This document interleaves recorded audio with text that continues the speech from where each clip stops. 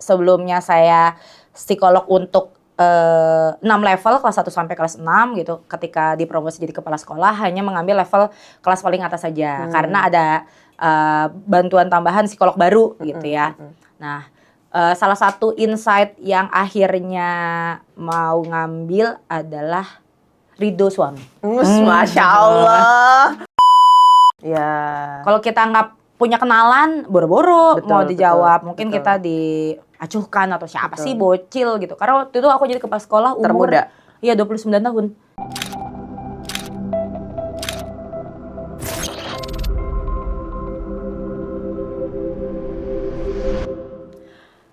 Halo, selamat datang di segmen Psikologi di Kantor, sebuah platform yang nyaman untuk para pekerja, karyawan, leader, dan juga praktisi HR untuk berbicara tentang dunia kerja. Nah, hari ini aku kedatangan seorang tamu istimewa, asik. Karena segmen Psikologi di Kantor kali ini akan masuk ke kantor kepala sekolah. Jadi kita akan membahas detail tentang gimana sih psikologi ataupun kehidupan dunia kerja di kepala sekolah dan institusi pendidikan itu seperti apa. Selamat datang Rini Setiadiksi. Bu Rini, apa kabar? Baik, Mbak Putri. Alhamdulillah baik. Hari ini kita ini loh bajunya sesama tenun. Iya, emang kita support produk lokal. Usaha teman. Itu yang paling penting. Benar. Usaha teman. Sekaligus ini menunjukkan kecintaan kita terhadap Indonesia nggak sih? Luar biasa. Cinta sama Wastra Nusantara. Iya, betul. Wastra Nusantara. Bu Rini, kesibukannya apa saat ini Bu Rini? Ya, minggu ini mah libur. Libur sekolah ya? Libur sekolah. Sampai kapan libur sekolah? Kalau anak-anaknya sih masuknya tanggal 13 Juli, tapi gurunya, tendik dan sebagainya seminggu ini aja. Hari Senin udah masuk. Tanggal 6 udah masuk. Kan biasa harus mempersiapkan tahun ajaran baru untuk MPLS, rapat kerja dan sebagainya. I see. Terus berarti sekarang kesibukannya guru sekaligus kepala sekolah atau hanya menjabat sebagai kepala sekolah aja? Lebih tepatnya, jadi jabatannya ada dua peran, fungsional sama struktural. Fungsionalnya tetap jadi psikolog sekolah, ya psikolog sekolah. Jadi memang di sekolah aku ada layanan psikologis buat anak-anaknya dan juga secara strukturalnya jadi kepala sekolah. Oh, gitu. Oke. Di episode sebelumnya tuh kita ngundang psikolog sekolah juga, psikolog yang lulusan psikologi pendidikan, tapi kerjanya di corporate. Nah kali ini psikolog pendidikan yang bener-bener praktek di institusi sekolah ya, psikolog sekolah. Berarti ngasih layanan konseling gitu juga buat anak-anak? Jadi seperti halnya psikolog pada umumnya gitu ya, melakukan assessment terhadap kasus ataupun ada permintaan gitu ya, ada keluhan tertentu baik dari guru, dari orang tua ataupun dari siswanya itu sendiri. Terus setelah melakukan assessment, ada hasil, kita melakukan konseling hasil kepada yang meminta tadi. Termasuk juga setelah itu ada tindak lanjut berupa intervensi psikologis dan sebagainya. Ya karena memang konteksnya adalah di sekolah, biasanya yang dikeluhkan ya yang berhubungan dengan bagaimana performa dia di sekolah ya, dalam hal akademik, sosial emosional gitu, ataupun fisik motorik juga ada yang dikeluhkan dalam hal itu. I see. Nah ini menarik nih, sebagai psikolog sekolah, kemudian ibu juga ya, ibu satu anak ya. Nah, kemudian kepala sekolah juga. Ini gimana ceritanya? Kok bisa nih seorang psikolog sekolah terus akhirnya jadi kepala sekolah gitu? Sebenarnya kalau itu pertanyaannya harusnya ditujukan kepada yang memilih saya gitu ya. Ya karena tidak pernah dijelaskan alasannya. Memang waktu itu kan pertama kali masuk ke sekolah yang saat ini saya bekerja itu rekrutmennya sebagai psikolog sekolah. Nah, jalan 1 tahun dan saya itu saat itu psikolog sekolah pertama dan satu-satunya. Pertama dan satu-satunya di unit paling besar, yaitu di SD, level SD. Muridnya paling banyak di antara unit yang lain, TK, SD, SMP, SMA. Nah, psikolog pertama dan satu-satunya masih idealis sekali gitu ya. Baru lulus, benar-benar baru lulus profesi, magister profesi saat itu di 2017. Sangat idealis dalam membuat program-program psikolog. Jadi diminta untuk membuat program psikolog di level SD apa aja ya. Semua yang ketika kuliah ya kita keluarin lah istilahnya kayak gitu. Oh, bahwa ada penanganan kasus, ada parenting, ada apa, semua yang kita bisa ilmunya dari sekolah itu pas kuliah kita pakai gitu istilahnya. Termasuk ada hal yang ternyata pas dunia kerja nih mungkin juga jadi refleksi para teman-teman yang sekarang sedang mengambil profesi psikolog ya. Ternyata pas masuk ke dunia kerja, semua yang diajarin di sekolah itu hanya 25% dari tuntutan kerja sebagai psikolog. Karena beda banget ya. Karena beda banget. Dan itu banyak nggak diajarin ketika di kuliahan profesinya. Kalau zaman saya kan magister profesi ya. Mungkin sekarang kurikulumnya jadi profesi aja gitu kan. Nah, apalagi yang sekarang profesi hanya 1 tahun. Saya kan waktu itu 2 tahun kurikulumnya. Nah, itu tuh benar-benar ternyata di sekolah saya kan backgroundnya psikologi pendidikan ya. Ketemu anak yang klinis banget, anak autis, ADHD dan sebagainya. Meskipun saya tidak melakukan terapi langsung kepada anak tersebut, tapi kan sebagai psikolog sekolah saya harus memastikan dia bisa perform dalam hal belajar. Nah, itu yang akhirnya saya cari terapi sendiri, saya belajar, ikut kursus, sertifikasi dan sebagainya. Itu yang perlu disiapkan oleh adik-adikku profesi-profesi psikolog karena setelah kuliah ternyata harus tetap belajar. Gitu dan kos belajarnya tidak murah gitu ya. Jadi ketika masuk mendapati kasus-kasus yang sangat klinis tapi waktu sekolah tidak terlalu dibekali gitu ya. Jadi saya mencari sendiri, ikut-ikut training, sertifikasi dan sebagainya. Nah, ternyata 1-2 tahunan lah ya, 2 tahunan menjalani psikolog sekolah dengan program yang saya buat sendiri gitu ya. Itu works dan banyak banget yang menyampaikan kepuasan terhadap layanan psikologis yang diberikan, terutama orang tua. Wah, itu orang tua banyak yang sangat terbantu sekali. Ada yang dulunya tidak terdiagnosa autis, terus dapat suggest dari saya, terus dia juga melakukan pemeriksaan di luar.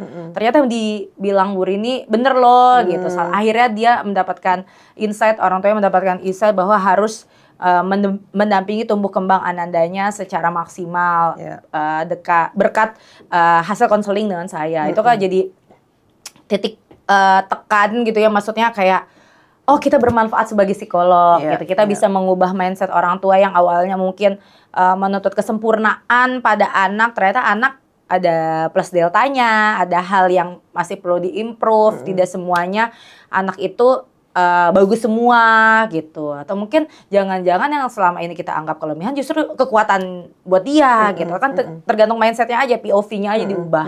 Nah, itu yang kepuasan dari orang tua, telah didampingi sama Bu Rini. Bahkan sampai waktu aku kurang lebih 2 tahunan di unit yang Jagakarsa, terus aku dimutasi ke Cinere, promosi ya jatuhnya ya, jadi kepala sekolah.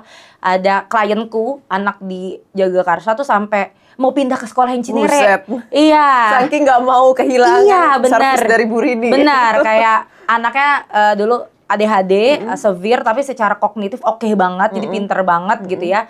Tapi memang hiperaktifnya waktu itu masih sulit dikendalikan, jadi 2 tahunan lah ya, 2 tahunan bersama diriku, jadi well organized gitu. Dalam arti dia bisa mengikuti pembelajaran yang awalnya pertama kali masuk sangat hiperaktif sekali gitu. Jadi kayak belum tentu ketemu yang seperti Bu Rini sampai menyatakan itu mau pindah, tapi akhirnya nggak pindah mungkin karena jarak dan sebagainya ya.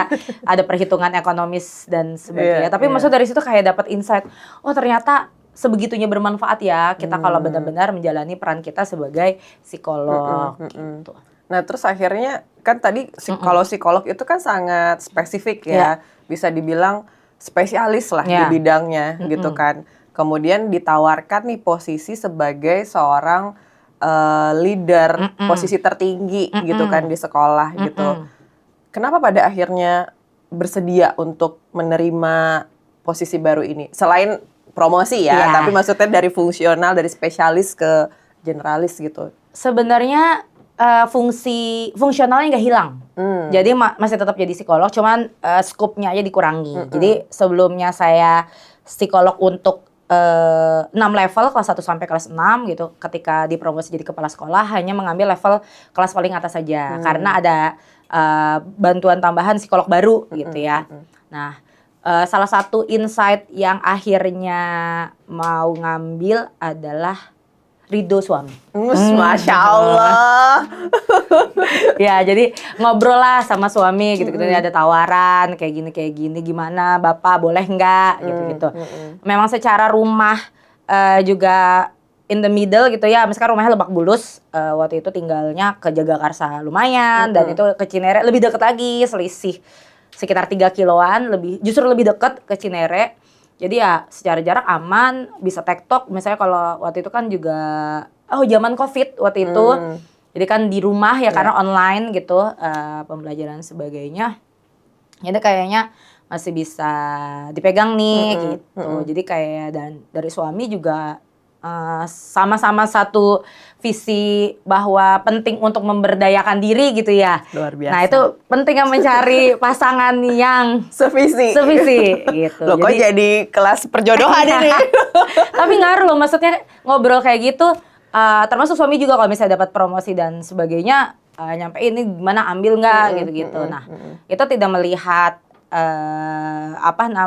yang negatifnya dalam hal itu, justru malah lihat growth-nya gitu. Jadi kayak bagus nih, justru ini peluang gitu untuk mengembangkan diri dan sebagainya. Tapi memang dari awal udah wanti-wanti ya. Misalnya kalau misalnya jadi leaders tuh nggak semuanya suka sama kita gitu tuh pasti. Terus mungkin ada hal-hal yang kurang berkenan, terus ada hal yang perlulah disesuaikan dengan kita cuma sekedar jadi karyawan yang mengikuti arahan gitu. Nah, udah dari awal diwanti-wanti, ngobrol, suami ridho gitu. Ya udah bismillah.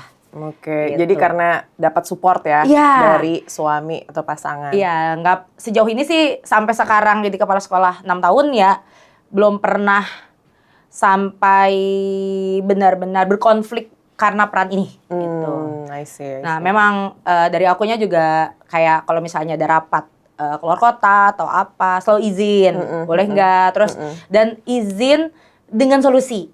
Maksudnya gimana? Nah, misalnya kalau izin kan masih punya anak kecil ya, gitu kayak nanti Dede sama Abah Mia antar ibu yang nganter. Jadi memang masalahnya dari kita, solusinya dari kita. Jadi suami tinggal iya apa enggak. Nah, jadi hanya memberikan keputusan, betul, bukan melempar masalah. Betul. Gitu ya? Jadi kayak bukan nih anak sama enggak. Kalau aku udah membuat beberapa alternatif gitu ya. Kayak ini Dede sama Bapak atau Dede sama Abah Mi, orang tua saya gitu, atau gimana gitu ya, dari mangga Bapak mau yang mana gitu. Terus udah sama Abah Mi aja. Misal suami saya waktu itu jadi sering keluar kota juga. Jadi kayak tidak memungkinkan, dan anaknya masih kecil banget. Umur ya. Berapa berarti? Setahun 2 tahun waktu itu.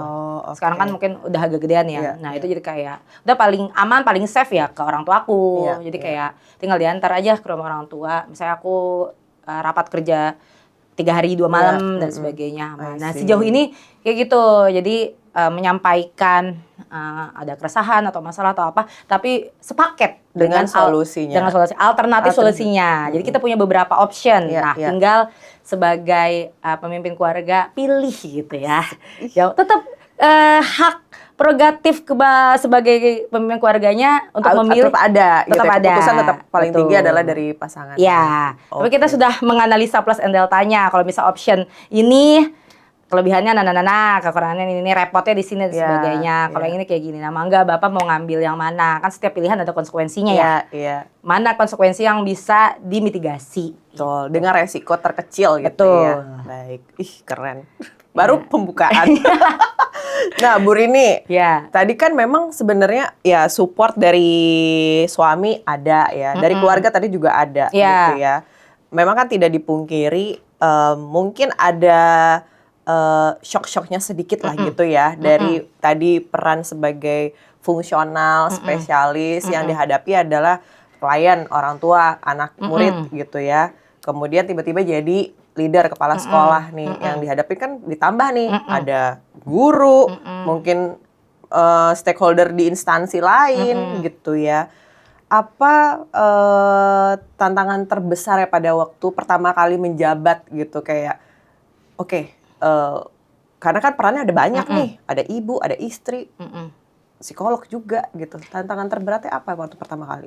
Yang paling kerasa banget yang saat itu secara kompetensi belum punya, keterampilan belum punya adalah kemampuan manajerial. Manajerial. Oke, jadi mengelola keuangan. Sebagai kepala sekolah itu kan kayak direktur keuangan. Jadi kalau mungkin di perusahaan kan udah dibagi-bagi ya. Ada direktur marketing, ada direktur operasional, ada direktur keuangan, ada direktur program yang bikin kegiatan. Nah, kepala sekolah tuh semuanya. Oke. Megang semuanya. Bayangkan kalau misalnya siswanya ada 200, waktu itu di yang Cinere sekitar 200-an gitu, 200-an. Berarti dikali dengan 2 orang tuanya, dikali dengan gurunya gitu ya. Itu hal yang harus dikelola. Super gitu. worker banget dong. Luar biasa gitu. Oke. Dalam hal pengelolaan keuangan, apalagi kalau di sekolah itu kan di Indonesia sekolah itu kan harus istilahnya mengikuti arahan dari pemerintah, even swasta. Jadi udah ada rambu-rambu kebijakan yang harus diikuti dari pemerintah tersebut dalam hal pembelajarannya, belajar apa saja kan sudah ditentukan. Yang wajib-wajibnya kita boleh menambahkan jatuhnya muatan lokal ya istilahnya belajar yang sunnah muakatnya. Tapi yang fardu ainnya yang wajibnya dari pemerintah kudu dilakukan. Termasuk dalam pengelolaan gurunya kan sudah ada standar gitu ya, standar dari pemerintah harus bagaimana, jam ngajarnya bagaimana, kan udah ada semua udah ada aturan istilahnya. Nah, itu yang paling challenging adalah belajar lagi. Oke. Birokrasi manajerial tersebut. Jadi aku belajar pengelolaan keuangan, belajar bos, belajar pajak. Pajak. Iya, bikin faktur pajak itu yang di aplikasinya DJP itu kan kalau dana bos itu harus ada bayar pajaknya. Dana bos sekolah. Iya, dana bos sekolah. Emang harus masukin sendiri, bukan ada tim admin. Iya, tapi kan kita harus tahu buat melakukan supervisi. Oh, oke. Iya, jadi kalau aku percaya bahwa melakukan supervisi itu bukan nyuruh, tapi kita harus tahu duluan. I see. Jadi nggak bisa dikibulin nggak juga. Nggak bisa. Jadi kalau misalnya ada bendara bosnya, aku lebih ngerti bos dibanding kamu gitu. Jadi kalau misalnya kamu kenapa-napa, nakal lah istilahnya gitu, aku bisa negur, nggak boleh kayak gitu, nggak boleh kayak gitu. Jadi akunya harus tahu. Makanya kalau misalnya ada pelatihan bos atau pelatihan administrasi gitu-gitu, si yang bersangkutannya ikut, akunya ikut. Jadi berdua ikutnya. Jadi aku tahu apa yang disampaikan di pelatihan itu. Iya, iya. Misalnya di skip-skipnya kan kemarin katanya nggak boleh kayak gini. Kan kalau misalnya bos itu jelas ya ada juknisnya. Apa-apa saja yang boleh dan tidak boleh. Misalnya dia melakukan belanja yang nggak sesuai juknis kan aku bisa menegur. Berbeda ketika aku tidak tahu. Ya kan aku percaya-percaya aja. Tapi aku nggak mau. I see. Makanya setiap ada momen promosi atau apa itu berarti kesempatan untuk growth, kesempatan untuk belajar. Dan itu satu yang menurut aku penting untuk orang-orang yang sedang bekerja zaman sekarang itu adalah mindset selalu belajar. I see. Continuous learning gitu Karena kita nggak tahu loh kita dapat peran apa, peran baru. Sedangkan kalau kita udah ngeblok duluan, kan aku nggak ngurusin kayak gitu, kita di situ-situ terus. Iya, gitu. iya. Kalau di instansi pendidikan ya, kan kalau di corporate tuh kan biasanya kalau ada orang yang mau dipromosikan, tim HR tuh akan ngebekalin nih gitu. Oh, kamu akan ikut pelatihan ini, pelatihan itu gitu kan. Kalau di instansi pendidikan kayak gimana? Apalagi ini kan kepala sekolah nih, posisi paling tinggi. Itu maksudnya memang mengatur sendiri pembekalannya atau memang udah ada dari Kemendikbud mungkin ya sudah mengatur, oh ini loh kompetensi kepala sekolah yang harus dicapai gitu. Kalau aturannya sudah ada, seperti halnya dengan guru, kompetensi apa aja yang harus dimiliki guru itu sudah ada. Jadi definisi kepala sekolah menurut peraturan dari pemerintah itu, UU Sidiknas nanti bisa cari ya, itu tuh guru yang mendapatkan jabatan struktural. Itu kepala sekolah? Itu ya definisi kepala sekolah. Jadi peran gurunya masih tetap ada.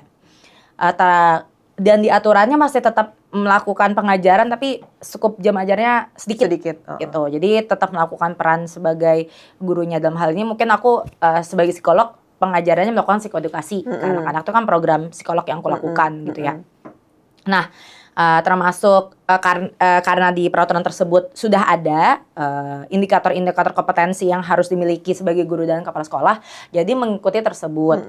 Tapi memang idealnya seperti itu. Kenyataannya itu balik lagi ke political will dari pemerintah gitu. Jadi tidak seresponsif itu setiap ada kepala sekolah baru tuh langsung ada pelatihannya gitu. Jadi mungkin dari pemerintahnya juga dalam hal ini BGTK semacam Balai Guru Tenaga Kependidikan yang meningkatkan kompetensi guru dan kepala sekolahnya, mungkin berhitung juga kali ya kalau misalnya naiknya cuma 1-2 mah di supervisi sama pengawas aja gitu. Kalau yang naiknya barengan gitu 30 baru buka kelas pelatihan. Itu kan ada hitung-hitungan kosnya gitu. Jadi waktu itu ya setahun meraba gitu semuanya, belajar otodidak. Learning by doing. Wah, luar biasa itu. Itu sambil nyelam minum air beneran sampai kelelep. Iya. Jadi benar-benar ikut pelatihan. Makanya aku salah satu cara strategi yang aku lakukan adalah aktif di komunitas kepala sekolah. Oh, kepala sekolah. Iya. Yuk ada informasi pelatihan ini, seminar ini, aku langsung ikut.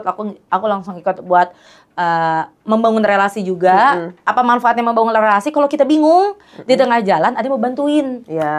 Kalau kita nggak punya kenalan, boro-boro mau dijawab, mungkin kita diacuhkan atau siapa sih bocil gitu. Karena waktu itu aku jadi kepala sekolah umur termuda. Iya 29 tahun. Gila, kepala sekolah 29 tahun. Iya, sekarang kan 35 6 tahun. Ya nggak usah disebut. Oh iya. Nggak usah disebutin dong. Ya, aja gitu. Kayak kurang lebih 6 tahun itu benar-benar kayak bocil gitu ya istilahnya. Bocil mungkin dianggap sama yang kepala sekolah yang senior apa sih? Ini anak baru lulus S2 gitu ya. Udah jadi kepala sekolah. Tapi biasanya kepala sekolah tuh umurnya berapa sih startingnya? Tergantung swasta atau negeri. Kalau negeri tuh dia punya indikator pangkat. Oke. Dan pangkat itu dilihat dari pengalaman mengajar. Iya. Jadi biasanya bisa jadi lebih. Iya, kalau negeri paling cepat banget tuh 40-an, 45. Oke. Nah, karena dia tuh ada pangkat yang harus dikejar itu. Minimal golongan berapa ya? Kalau nggak salah 3C atau 3D. Aku kurang paham ya. Jadi negeri 45. Iya, sekitar segitu. Kalau swasta? Ada yang mungkin lebih cepat 40-an biasanya kalau dia menang guru berprestasi. Jadi salah satu bentuk tindak lanjut dia menang lomba-lomba guru prestasi dan sebut ada ditawarkan untuk mengikuti pemilihan kepala sekolah. Mau nggak? Tapi kalau misalnya guru biasa ya nggak pernah ikut si kompetisi tersebut. Pasti lama dong dia naik pangkatnya. Betul. Nah kalau di swasta ya balik lagi siapa yang punya ide dan inovasi. I see. Kalau misalnya terlihat bisa nih gitu dengan dengan permasalahan yang saat ini ada, orang ini kira-kira diproyeksi bisa nih dengan mungkin modal hard skill, modal soft skill, modal credibility-nya gitu. Sekiranya bisa menyelesaikan permasalahan atau tantangan di tempat tersebut, mungkin jadi berbeda gitu. Biasanya berapa? Mulai starting point-nya biasanya berapa kalau di swasta? Wah, beda-beda ya. Beda-beda. Kalau di tempat aku sih, aku masih tetap paling muda sih sejauh ini. Ya soalnya yang berikutnya yang jadi kepala sekolah muda-muda dia udah kayak 32, udah ya 32, 33. Yang 29 banget kayak baru aku deh. Baru kamu ya. Ini kalau ada kayak Forbes gitu, kepala sekolah under 30 gitu ya. Nah ini masuk nah nih.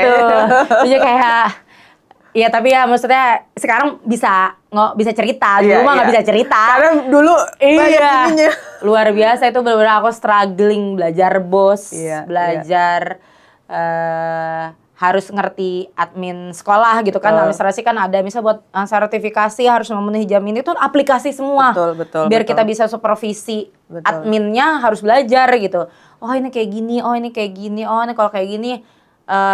Soalnya kalau di pemerintahan ya aplikasi itu salah ngeklik, salah apa. Ulang lagi dari awal atau mungkin harus offline ngurus ke dinas, datang ke kantor. Padahal dengan aplikasi kan dipermudah, tapi kalau udah salah klik aja.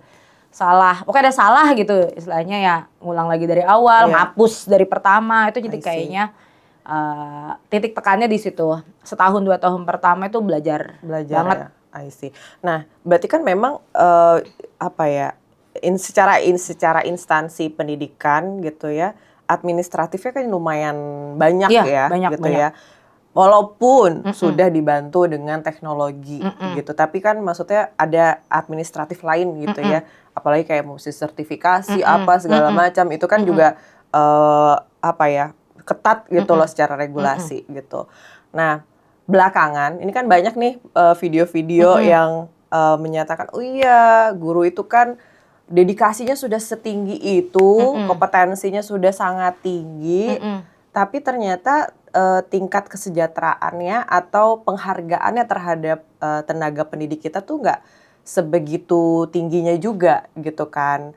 Nah, sementara mereka dituntut untuk memberikan kualitas tadi, kualitas ngajar harus oke, sertifikasi juga harus ikut gitu kan. Jadi kayaknya beban mereka tuh apa ya, berat gitu loh, tapi nggak disupport dengan hal-hal seperti ini gitu. Nah, kalau menurut Bu Guru Rini ya, Bu Kepsek Rini sebagai leader nih, kan kalau misalnya kesejahteraan itu kayak apakah kesejahteraan finansial ini tuh yang mungkin mereka nggak diapresiasi dengan baik gitu ya, apakah itu mempengaruhi apa ya, mental health-nya mereka gitu sebagai seorang guru gitu ya, dan ada strategi khusus nggak dari Bu Rini kayak ya walaupun dengan udah ada pagunya nih apa penghargaannya, ya kualitas mengajar tetap harus nomor 1 gitu.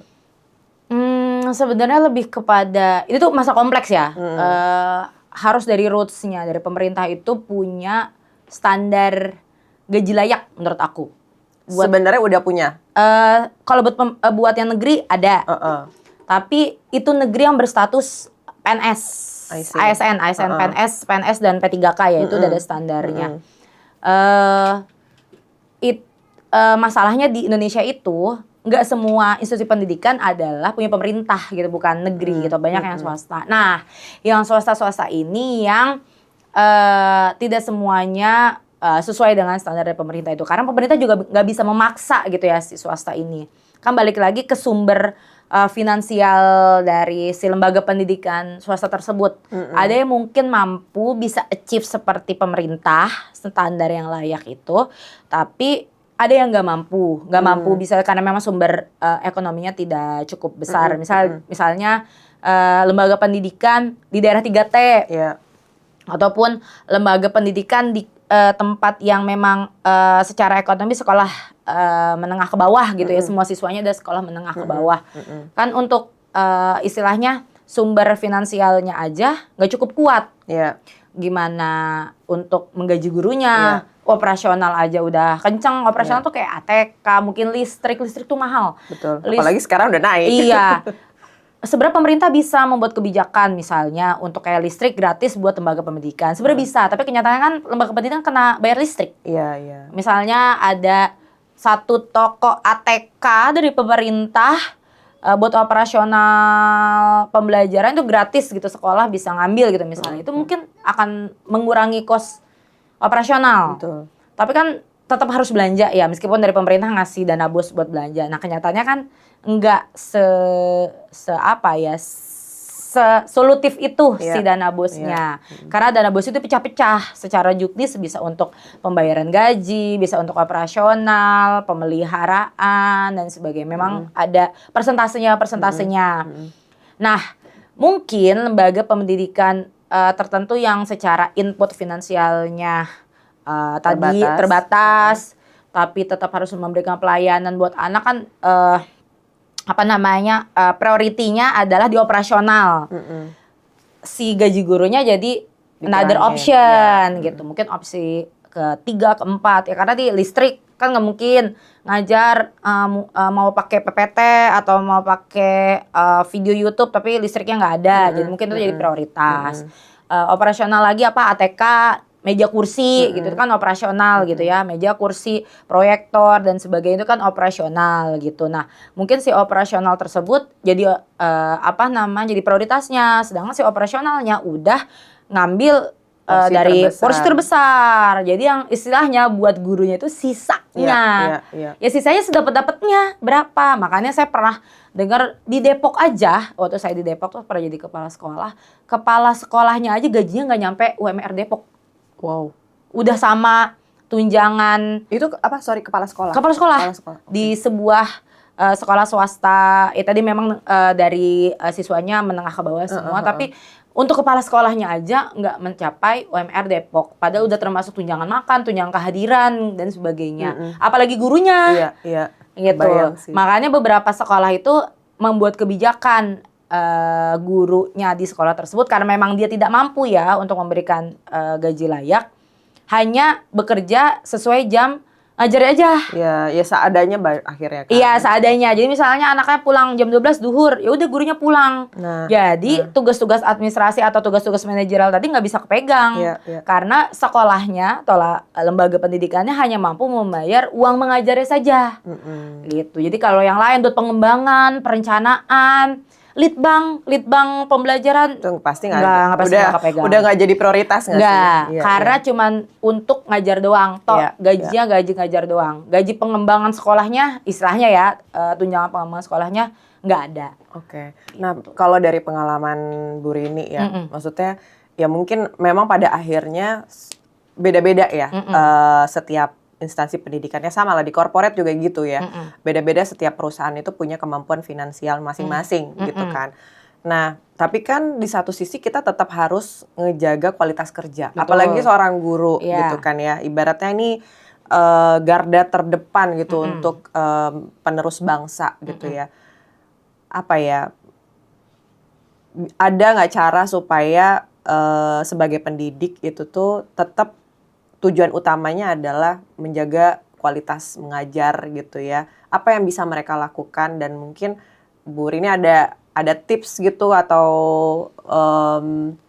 apa ya, supaya keinginan untuk terus belajar tuh tetap muncul gitu loh Bu, tanpa ngelihat karena keterbatasan biaya ya sudah gitu.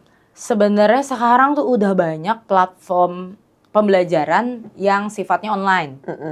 Kayak komunitas guru mengajar online, ada pelatihan webinar online, ada beasiswa buat belajar untuk guru online. Kayak sekarang di Unpad itu ada beasiswa magister buat guru gratis full. Buat magister? Iya. Jadi sekolah lagi? Iya, guru yang mau sekolah S2 gitu di Unpad. Memang jurusan-jurusan tertentu yang relate gitu untuk pendidikan, itu ada beasiswa khusus guru. Full gratis. Ataupun sekarang kerjasama antara pemerintah dengan kampus-kampus pendidikan, namanya beasiswa RPL, yang dulunya misalnya magister 4 tahun, tapi karena dia sudah sertifikasi jadi dianggap sudah memiliki standar minimal untuk menjadi guru. Materi-materi kuliahnya kayak dipangkas gitu. Jadi kayak materi-materi kuliah yang dianggap sebagai guru sudah mumpuni, jadi tidak diajarkan lagi. Jadi hanya diajarkan yang belum sekiranya didapat ketika program sertifikasi tersebut. Kan program sertifikasi kayak diklat cukup lama gitu ya. Nah, sehingga kepangkas 1 tahun waktunya, jadi magister hanya 1 tahun. Jadi biayanya jauh lebih murah dibanding murni magister gitu, yang 2 tahunan kurang lebih. Bisa 2 sampai 3 tahun ya, tergantung kita ada masalah cuti atau dan sebagainya. Gitu. Jadi itu juga termasuk sebenarnya inisiasi dari pemerintah untuk bisa meningkatkan kompetensi guru. Namun memang upaya-upaya tersebut perlu kita apresiasi. Cuman gurunya banyak banget gitu. Balik lagi ya, gurunya banyak banget. Jadi tuh nggak bisa catch up semua guru. Jadi memang untuk mendapatkan istilahnya privilege tersebut, ya kita harus menjadi top tier-nya dari guru itu. Ikut lomba-lomba kompetensi guru sehingga kita di-announce, kita punya kompetensi dan layak mendapatkan beasiswa tersebut. Atau kita ikut pelatihan-pelatihan yang memang ditujukan untuk promosi dari pemerintah atau sertifikasi tertentu gitu ya, sehingga kita kompetensinya terlihat. Sebenarnya ada dari pemerintah lumayan, kayak misalnya guru-guru berprestasi yang menang lomba-lomba kompetensi guru itu, ada kayak hadiah belajar di Cina seminggu, kayak short course atau ke Jepang atau ke Australia gitu-gitu ada sebenarnya. Cuma memang guru-guru tertentu istilahnya yang kompetensinya di atas rata-rata. Nah, kalau di Indonesia masalahnya gurunya banyak dan diferensiasi kompetensinya luas sekali. Tapi sebenarnya kesempatan itu ada. Kesempatannya ada ya. jikalau Iya. mau meningkatkan kompetensi dan berkompetisi. Betul. Itu ya kata Itu. kuncinya itu. Jadi kalau memang kita mau mendapatkan channel Ya. untuk meningkatkan, maksudnya mendapatkan posisi lebih tinggi, kesejahteraan lebih tinggi, mau nggak mau kita harus berkompetisi. Kayaknya nggak cuma di guru doang Iya, sih. bener. Maksudnya Semuanya gitu ya? Semuanya begitu gitu. Even itu di kantor pun Iya. ya mau nggak mau harus kompetisi Iya. gitu kan ya. Dan kita juga harus cari caranya. Ikut sertifikasi atau misalnya tadi komunitas gitu-gitu. Jadi emang putar kepala gitu loh untuk ngelihat sebenarnya peluangnya ada di mana gitu Hard ya. skill, soft skillnya harus harus diasah. Harus diasah. Iya. Karena sebenarnya peluangnya ada. Kayak misalnya di komunitas guru itu, aku pernah ikut namanya komunitas guru binar. Jadi untuk si member guru binarnya itu yang rajin ikut pelatihan. Dan kan kayak ada ketika pelatihan itu ada tugas-tugasnya. Iya. Tugas-tugasnya excellent dikumpulin, itu ditawarin untuk jadi trainernya si guru binar itu untuk kayak batch berikutnya. Iya. Kan berarti kan ada penambahan income-nya Iya. dari situ. Tapi kan kita harus nunjukin Betul, hasil tugas kita dan Kompetensi sebagai kita kompetensi gimana. kita gimana, CV kita gimana gitu. Jadi iya, kalau pernah baca buku Outlier ya, kan si outlier kalau kurva normal itu hanya sekitar 5%, ya. 1 sampai 5% Iya. ya core lab. Ya kalau kita cuman diambil yang di tengah-tengah nih di diagram. Banyak saingannya. Wah, banyak saingannya dan di situ-situ aja. Iya, Kalau mau jadi outlier ya harus naik ke Iya, 1 sampai 5% populasi di I situ. see. Ya, putar cara gitu. Kalau misalnya kita selalu nunggu bahwa nanti akan ada kebijakan apa segala macam. Lama dong. Iya. Selain lama juga mungkin ya balik lagi kuotanya cuma 50, orangnya ada 1000. Iya, betul. Jadi emang mau nggak mau balik lagi kompetisi dan ningkatin kompetensi dan Iya. ya kitanya harus mulai dari diri kitanya gitu ya Betul. untuk memulai. Oke. Nah, Bu Rini. Bu Rini kan psikolog juga nih ya, Iya. psikolog sekolah. Yang mana kan kita tahu salah satu kompetensi psikolog itu adalah empati, gitu ya. Karena sisi humanisnya tuh di sana, gitu. Sementara kalau seorang leader, itu kan kadang-kadang keputusan yang diambil tuh keputusan yang nggak populer, Betul. gitu ya. Atau bisa jadi keputusan itu sulit, harus tegas, gitu kan. Nah, gimana Bu? Ini menyeimbangi antara menjadi leader yang tegas gitu ya, tapi juga tetap ada sisi humanisnya sebagai seorang psikolog. Kalau dari aku yang pengalaman ya, ini kan style dalam memimpin ya. Misalnya setiap orang tuh style-nya beda-beda. Sebagai orang yang punya background psikolog itu mencoba untuk memahami dinamika si guru tersebut, guru atau tenaga pendidikan tersebut, dengan cara aku setiap tahun itu pasti membuat sesi coaching and counseling. Setiap tahun? Setiap tahun. Oke. Minimal banget 1 kali. Kalau guru tersebut ada case khusus bisa 2-3 kali. Tapi yang wajib dari aku itu 1 kali. Sesi sekitar 1-2 jam per orang. Oh, one on one berarti? One on. Aku harus tahu dinamika hidup dia saat itu bagaimana. Sehingga aku memahami kenapa sih dia telat mulu gitu. Iya, Dalam iya. 1 tahun aku punya data. Oh, dia telat dalam 1 tahun, hari kerja efektifnya berapa ratus gitu ya. Dia telatnya berapa kali, berapa persen berarti hitungannya. Kenapa bisa kayak gini? Kan harus ngobrol. Oh, ternyata di rumah tidak ada yang jaga anaknya. Dan di aku di unit SD 70% itu perempuan. Perempuan pasti ada isu rumah tangga, dia menikah ketika menikah hamil ada bed restnya, harus ke dokter, harus ada USG, harus ada cek darah apa segala macem. Habis itu melahirkan, setiap wanita tuh belum tentu bisa balik normal. Setelah melahirkan ada yang kudu bed rest, ada yang cutinya perlu ditambah gitu dan sebagainya. Itu bisa sampai mungkin balik fitnya tuh setahun ke depan. Nah itu aku butuh ngobrol sebenarnya kenapa sih dia terlambat melulu atau kenapa sih dia nggak masuknya banyak, kehadirannya rendah gitu ya. Terus kenapa tidak bisa catch up di informasi-informasi genting gitu. Nah ketika sesi ngobrol itu juga ditanya apa mau take a break dulu. Jadi jangan dikasih tupoksi besar. Tapi kan tupoksi besar itu kan akan mengikuti hak tambahan ya. Misalnya kalau bisa dia jadi wali kelas, ada tunjangan wali kelasnya. Tapi kalau misalnya dari yang bersangkutan memang dalam arti ini, kayaknya aku masih butuh waktu untuk memulihkan diri, ya udah jangan dikasih. Tapi kita bisa tahu dari apa? Dari ngobrol. I see. Nah, selama ngobrol itu penting, selama tidak menyalahi aturan kepegawaian yang ada. Kan kalau aturan kepegawaian misalnya ada jelas ya SP2 atau dikeluarin oleh PHK jikalau apa misalnya ada poin-poinnya gitu. Kalau itu mah itu beda cerita ya. Tapi kalau misal masih teguran lisan, masih bisa ada pembinaan intensif, nah peran aku sebagai psikolog tuh masuk. I see. Tadi kebalikan lagi sama orangnya, nih aturan sekolah kita kayak gini. Kalau misalnya kamu nambah nih ketidakhadiran jadi kayak gini, kamu udah kena nih pasal ini, bisa jadi SP1 atau jadi SP2 kalau misalnya terus menerus.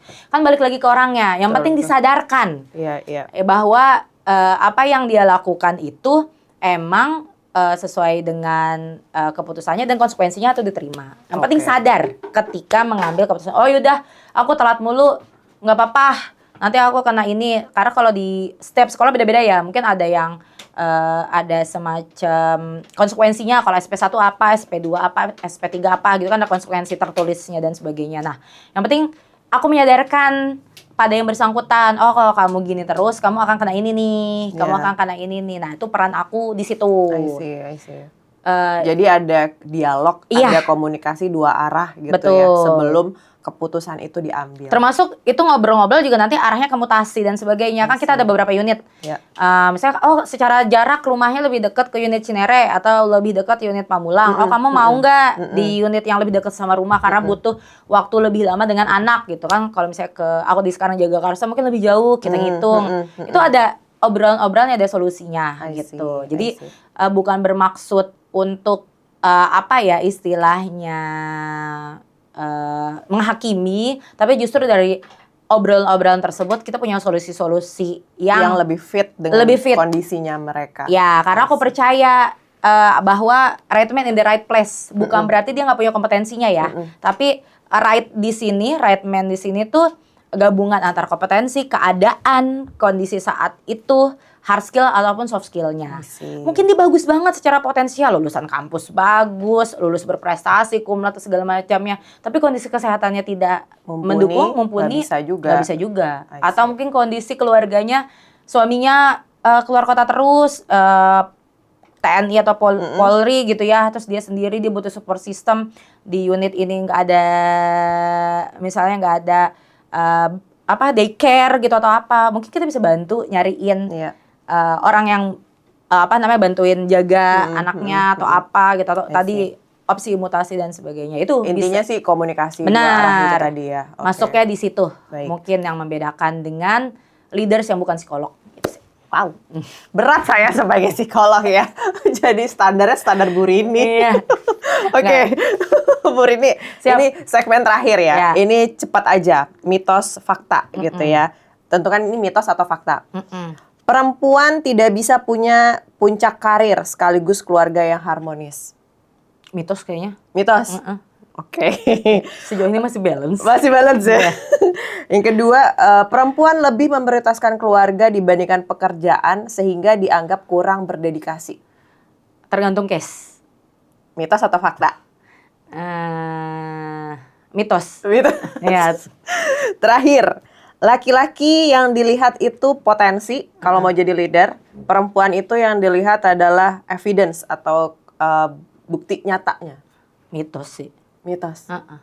Credibility kan nggak harus udah dibuktikan, bisa di-challenge dulu. Dua-duanya berarti maksudnya bisa di-challenge. Oke, nice. Terakhir, Bu Rini, closing ya. Kira-kira pesan Bu Rini apa nih buat teman-teman sahabat Komar yang mungkin saat ini mereka masih ragu nih untuk menjadi seorang leader atau mungkin belum siap untuk jadi seorang leader, apalagi perempuan gitu ya. Ada pesan-pesan mungkin? Sebenarnya yang paling penting dari perempuan kalau mau mengembangkan diri itu adalah lihat support sistemnya. Support sistemnya mendukung atau enggak. Mendukung itu bisa dilihat dari ada atau enggaknya sama waktunya, timingnya tepat atau enggak. sebagai perempuan yang punya peran domestik ya, sebagai istri, sebagai ibu, mungkin di rumah juga ada tanggung jawab tertentu ya di keluarga besar dan sebagainya, perlu dilihat timingnya, apakah timing ini tepat atau enggak.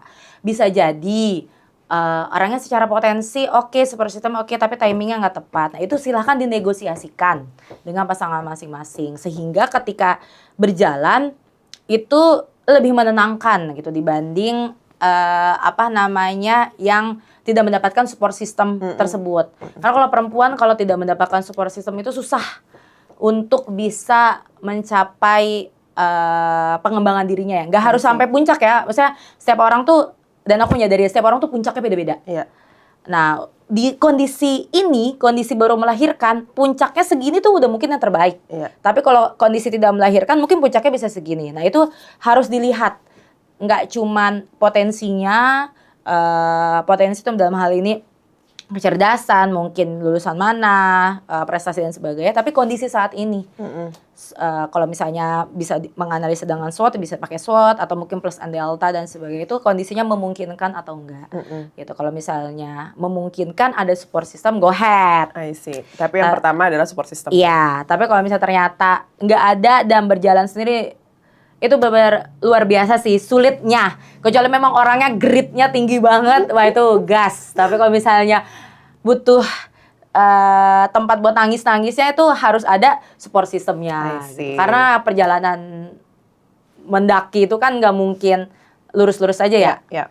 Banyak terjalnya, ada batunya, ada ular mungkin yang ketemu di jalan. Iya. Ular-ular kan banyak gitu ya, ular-ular gitu ya. Itu jadi butuh support system untuk berbagi keluh kesah. Oke, dan Gitu support sih. system itu nggak cuma pasangan kan, Ya. tapi bisa jadi keluarga, orang tua, sahabat, gitu-gitu ya ada banyak. Siap. Oke, itu dia hari ini kita banyak banget bahas tentang, waktu kita sangat terbatas ya, tapi seru banget sebenarnya ngobrol sama Bu Rini, kepala sekolah, dan bagaimana perspektif leader dari sisi perempuan gitu ya. Dan terima kasih banyak atas waktunya, mudah-mudahan nanti kita ketemu lagi. Siap. Dan untuk Sobat Komar, jangan lupa follow dan komen kalau misalnya ada pertanyaan, monggo nanti bisa kita bahas untuk sesi berikutnya. Terima kasih, dadah. Dadah. Assalamualaikum.